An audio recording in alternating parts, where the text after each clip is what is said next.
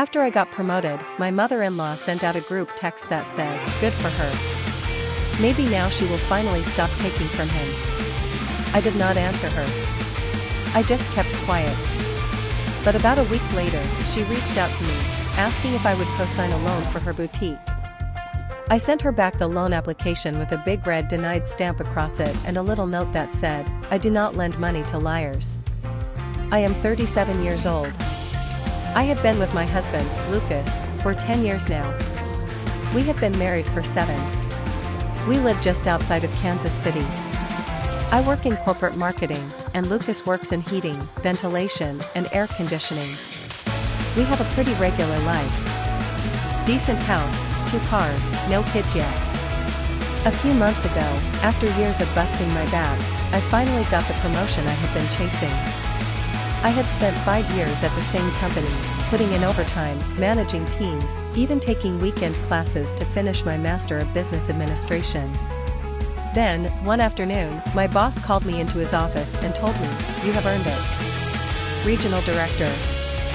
Full-time salary raise. Better benefits, company stock options, everything I had been pushing for." Lucas was thrilled for me. He really was. That night he fired up the grill and cooked steaks, and we opened a bottle of wine we had been saving for something special. We invited a few friends over for a small get-together in the backyard. Nothing fancy. We ate, we laughed, and for the first time in a long while, I let myself feel proud of everything I had worked for. But Lucas's mom, Marlene, had her own opinions. She was not there that night, we had not invited her. That was Lucas's decision. He knows how things are between us. Marlene and I are not close. She puts on a fake smile when Lucas is around, but deep down, I know she cannot stand me. At first, I did not even think she knew about the promotion. But 2 days later, my sister-in-law Rachel sent me a screenshot of a group chat. It was Marlene, Rachel, another daughter named Lacey, and a couple of their cousins. Right in the middle of all their back and forth was Marlene's message, "Good for her. Maybe now she will stop taking from him." I sat there and stared at those words for a long time. Taking from him? I have split every bill with Lucas since the beginning. Rent, groceries, cars, insurance, everything. When Lucas lost his job 5 years ago, I supported us for 8 long months. I even helped him pay off his credit cards so we could buy our house. I co-signed on his car when his credit was still in bad shape. And not once, not ever, did I throw it in his face. But according to Marlene, I was the one taking? I did not say anything back. I did not reply. I did not even send it to Lucas. I just snapped a screenshot, saved it, and dropped it into a folder on my phone I called Mother-in-Law Nonsense. That was it. I figured I was finished with her. Turns out, I was wrong. About a week later, Marlene called me out of the blue. No heads up or anything. I was wrapping up emails at work when I saw her name pop up on my phone. I let it go to voicemail. Then she texted me, "Can we talk? I need a quick favor." I ignored it until I got home. Curiosity got the better of me, so I called her back. Her voice was all sugar, sweet as could be. "Sweetheart, congratulations again on your promotion. You really deserve it." I just said thanks, kept it short. Then she cut to the chase. "I have been working on a little project," she said.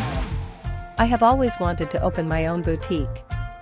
She started telling me about a small shop she wanted to open, handmade crafts, local clothes, candles, that sort of thing. She said she even found a space to lease over in Brookside, and the bank was ready to approve her loan. "But they said I need a co-signer," she said. I stayed quiet, so she kept talking. "I thought of you," she said. "You have such a stable income now. There would not be any risk at all. It would just be your name on the paperwork. Nothing more." I told her to email me the loan documents. She sounded downright giddy. Said she would send it that night. And sure enough, she did. The packet she sent over was huge, a whole set of PDF files, needing signatures and full personal information. I sat down and read through every single line carefully. Right away, I could tell the numbers were a mess. She had a nearly $20,000 budget just for buying initial merchandise, and without even asking me, she listed me as a 50% partner. I did not lose my cool. I did not call her up. I did not even text. Instead, I printed out the entire loan packet. I took a highlighter and marked every place where she had stuck my name in as a cosigner or financial backer. Then, using a red ink stamp, I marked denied across every single page. On the very front, I wrote a short note: I do not lend money to liars. I stuffed everything into a big yellow envelope, drove over to Marlene's house, and slid it straight into her mailbox. I did not ring the doorbell. I did not knock. I just dropped it and left. 3 days later, Lucas's phone rang while we were in the kitchen. I was chopping vegetables when I heard her yelling through the speaker from across the room. She was screaming that I was petty, that I was mean, ungrateful, and that I had embarrassed her in front of everyone. She accused me of trying to turn Lucas against her. Lucas kept his voice low and calm. I heard him say he had seen the screenshot. He told her she had crossed the line, and that I did not owe her anything. She hung up on him without another word. Lucas did not exactly back me up the way I had hoped. He did not defend her either, but he sort of stayed in the middle. He said something like, "She's just old-fashioned, babe. You know how she is." I let it go. For the moment. But something inside me said it was not over with Marlene. And a few weeks later, I found out just how right I was. I got a call from a grant coordinator at a local business program. They asked if I was still interested in attending their co-founder pitch night. I had no idea what they were talking about. I said, "What pitch night?" That was when the pieces started falling into place. I asked the woman to send me whatever documents she had. She emailed everything over, and what I saw made my blood run cold. Marlene had submitted a grant application, using my name and my email address. It was not a perfect match, she had gotten some details wrong, but it was close enough that it set off warning bells. The address she used was her own. The business name? Marlene's Charm Boutique. She had claimed I was her silent partner. She had pulled my resume from LinkedIn, copied my job title and my recent promotion, and used them as proof that we shared assets. She made it sound like I was co-founding the boutique, handling all marketing work, and providing business advice. There was even a fake letter included, typed up but not signed, saying I had committed $15,000 toward startup costs. She even used my real personal email address on the forms. I sat there at my desk, just staring at the screen, feeling my chest tighten up. My hands were shaking. I was not even mad at first. I was just stunned. The more I thought about it, the more I realized how bad this could have been. If the grant office had pulled my financial records, it would have flagged me. If Marlene defaulted on anything under my name, it would have wrecked my credit, maybe even my career. I called Lucas immediately. Told him everything. At first, he did not believe me. He said, "There is no way she would do that. Maybe it is a mistake." So, I forwarded him every document. Every single page. He went quiet on the phone while he read them. Silent for a long time. Finally, he just said, "Jesus Christ." That night, he called Marlene. I sat in the hallway, just around the corner from the living room, listening. He was not yelling, but his voice was harder than I had ever heard before. "How could you do this?" he asked. "How could you use her name like that? What the hell were you thinking, Mom?" At first, she tried to play dumb. She acted confused. Said maybe somebody else had helped her fill out the forms and made a mistake. She tried to say maybe the coordinator had typed something wrong. But Lucas was not having it. He said, "You copied her entire resume. You used her personal email address. Do not act like you do not know what you did. You lied." That was when Marlene started crying.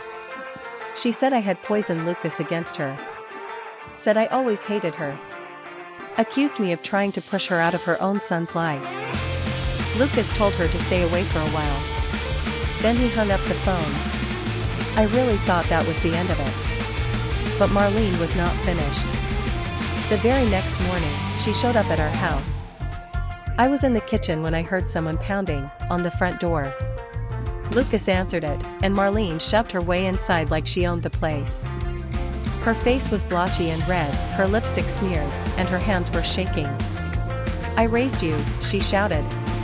I gave you everything. And this is how you repay me? With that woman? With her lies?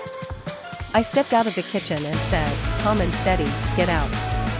She looked at me like I had slapped her across the face. Lucas said it too, even stronger. Mom. Get out. Right there in the middle of our living room, Marlene lost it. You think she loves you? You think she did not plan all this? She is changing you into somebody I do not even recognize. Lucas took her by the arm, not rough, just enough to guide her to the door. As she left, she turned and hissed at me, you will regret this. And then she stormed off. But she was not just blowing smoke. 3 days later, I got a call from the Human Resources Department at my job. Someone had sent in an anonymous complaint, claiming I was running a side business, that I was using company time and resources to build a retail startup. They said I had supposedly been sending out business emails and making unrelated calls on company hours.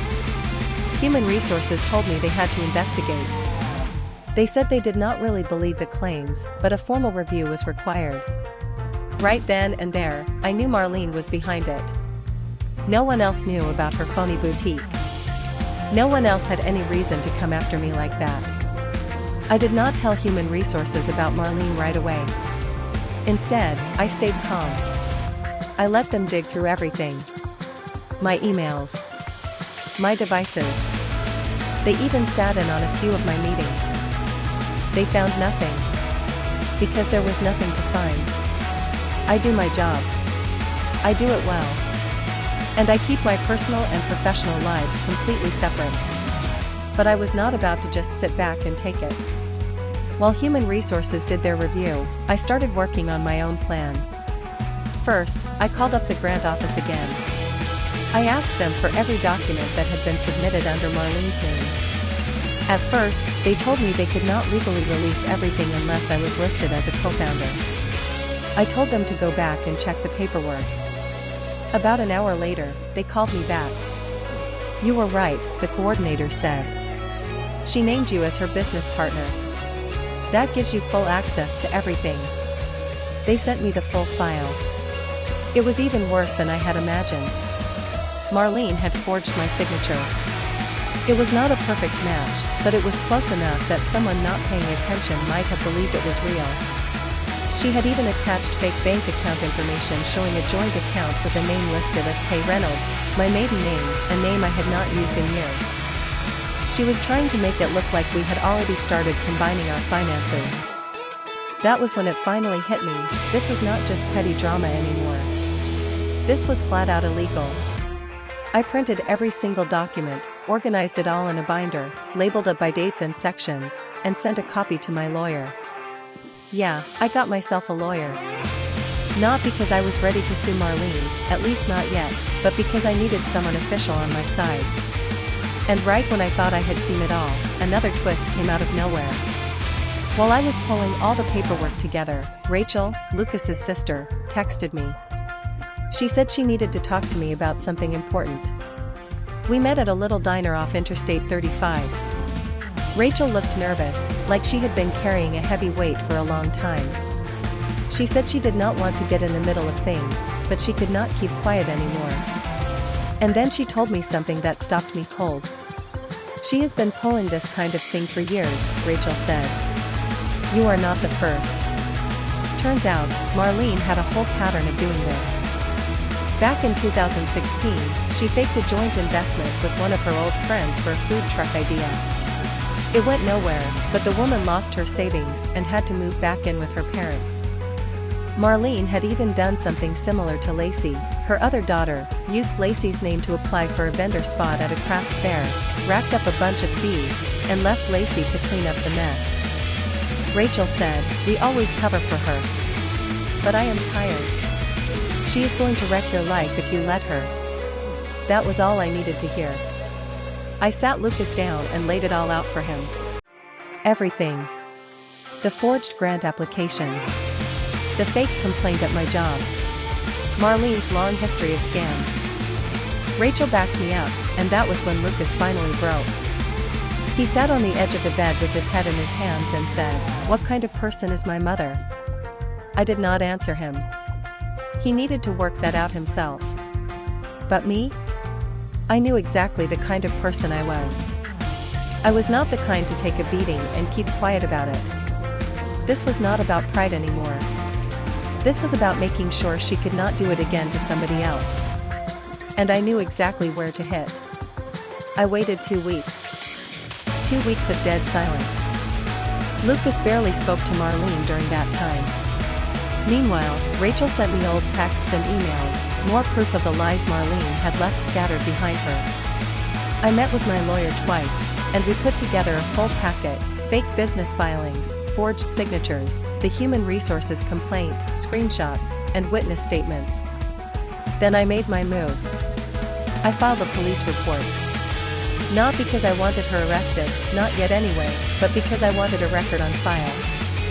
Forgery. Fraud. Identity theft. And I knew exactly what Marlene feared most, not jail, but public shame.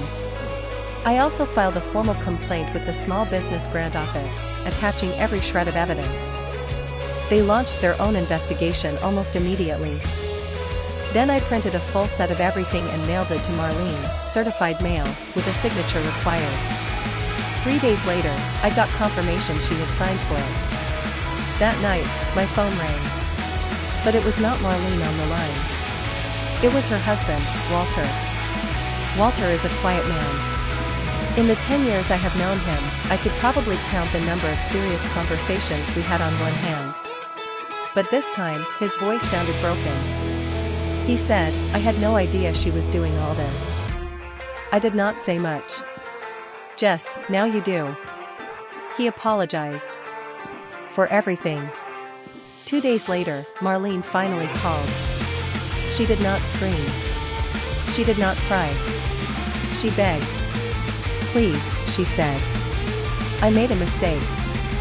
I never meant for it to go this far." She asked me to withdraw the police complaint.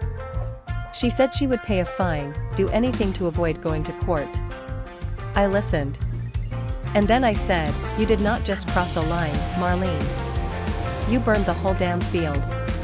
She accused me of destroying her life. I told her, "You did that to yourself." That same night, Lucas sat me down. He said he wanted to cut ties with Marlene completely. He said he was done protecting her from the messes she made. And then he said something I never saw coming. He admitted that, years ago, Marlene had told him not to marry me. She told him I would use him, that I was beneath him, that I would trap him with my career and make him feel small. And Lucas said he had listened to her, at least a little. He said those words lived in the back of his mind for years, even though he tried to ignore them. He said he was sorry for not defending me when he should have. For not believing me right away when I needed him most. I did not forgive him that night. I told him I needed time. Because the truth was, he had let her poison seep between us. He stayed silent when I needed him to speak up. He said he would wait. As long as it took. In the end, Marlene's boutique never opened. The grant was pulled. She was blacklisted from the entire small business program. The police did not arrest her, but the district attorney issued a formal warning. And worst of all for Marlene? Her husband left. Walter packed his bags, drove to stay with his brother down and never came back. Rachel and Lacey cut ties with her too. It did not feel like winning. It felt like surviving a storm that had torn everything to pieces. But now that it had passed, the air was finally still. Lucas and I are still together, for now. We are going to counseling. It is hard. It is real. And we are working through it, little by little. But Marlene? Marlene is alone. She tried to destroy my name. And in the end, she lost everything that mattered.